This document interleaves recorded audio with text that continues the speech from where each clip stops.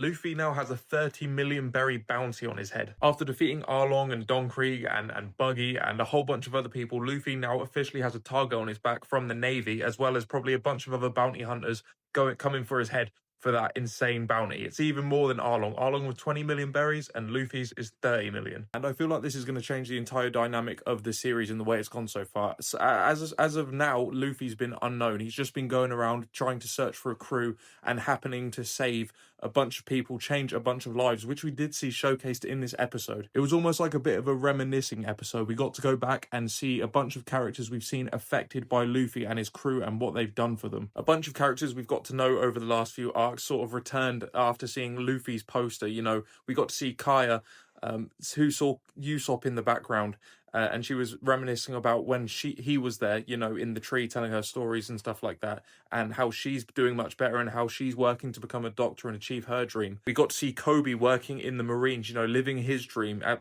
as a chore boy at least, but he was working in the Marines. He got to see the poster of Luffy and see how well he's doing as well. See Luffy's hometown celebrating the fact that he's got this bounty on his head, because essentially that means that he's making it. He's making progress in the world of pirates. Everybody knows his dream is to become the king of the pirates, and this is a huge step towards that. Even though he has literally got the biggest target on his back now, this is actually great news for him. He was actually happy about it, Luffy, when he heard the news. Nami seems to be the only one that's a bit concerned at the fact that they're going to have a bunch of bounty hunters after them now, including the Navy headquarters. But, you know, like I said, if you want to be the king of the pirates, this is going to happen, I think. One of my favourite aspects of this episode was seeing and feeling the impact that Luffy and his crew have actually had on the East Blue. You can tell, you know, each island they go to, they've changed so many lives through just their few adventures, you know, the few islands that they've gone to.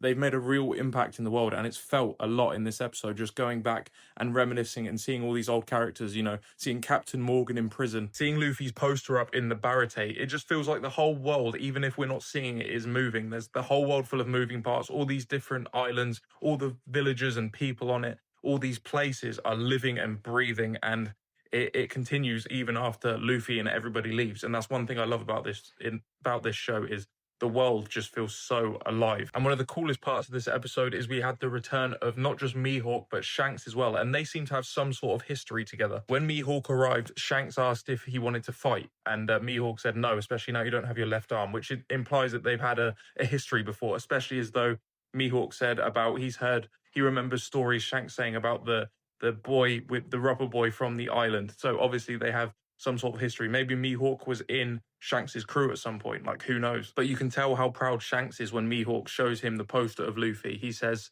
"You made it, Luffy," and they celebrate and they have a drink together. Well, Shanks forces Mihawk to drink basically, but they all have a big party, you know, Shanks's crew and Mihawk.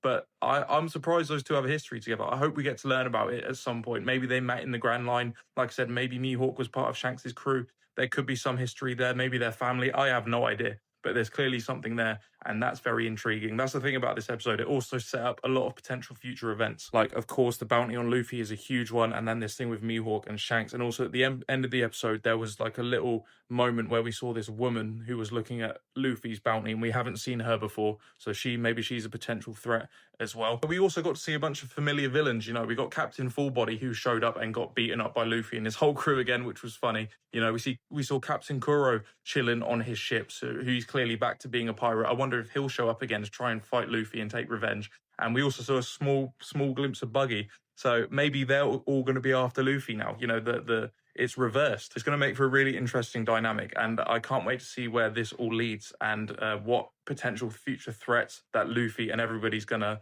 you know, encounter, especially as though they're heading towards the Grand Line. Although they're stopping at an island called Lug Island or Lug Town. The original king of the pirates died. Gold Roger is where he was born and where he died, and that's where they're stopping before they head towards the Grand Line. So I'm hoping we get to learn some history there about Gold Roger and the One Piece, and you know what happened to him. How did he die?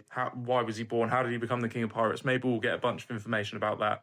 But that's very exciting. And I think it'll be really cool for Luffy to be able to learn that sort of thing, considering him being the king of the pirates is his ultimate goal. So going to the place where that guy was born and died is going to be super interesting. I can't wait to, for this world to expand even more. I feel like there's got to be so much lore in One Piece, and because it's such a huge and expansive and alive world. It feels like there's so much potential for more character exploration and world building and everything, and it does such an amazing job at that.